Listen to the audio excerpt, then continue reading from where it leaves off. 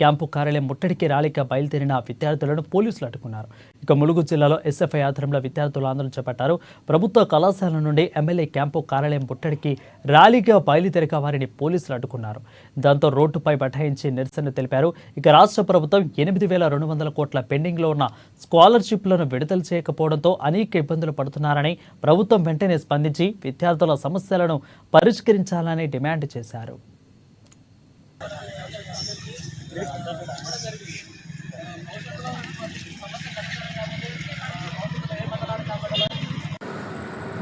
రాష్ట్ర కమిటీ పిలుపులో భాగంగా రాష్ట్ర వ్యాప్తంగా ఎమ్మెల్యే క్యాంప్ ఆఫీసులు ముట్టడి కార్యక్రమం అనేది పెట్టడం జరిగింది.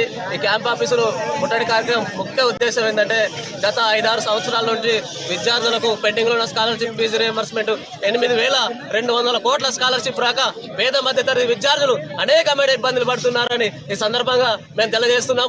అదేవిధంగా ఈ జిల్లా కేంద్రంలోనే SC/SMH హాస్టల్ కావాలని గత అధికారుల కాడ నుంచి ఇప్పటి వరకు అనేక సార్లు తెలియజేసినా కానీ దున్నపోతు మీద వర్షం పడ్డట్టే ఉంది. కానీ ప్రభుత్వం ఇప్పటి వరకు విద్యార్థుల సమస్య పరిష్కరించలేదని మేము ఈ సందర్భంగా తెలియజేస్తున్నాం. రాష్ట్ర కమిటీ పిలుపులో భాగంగా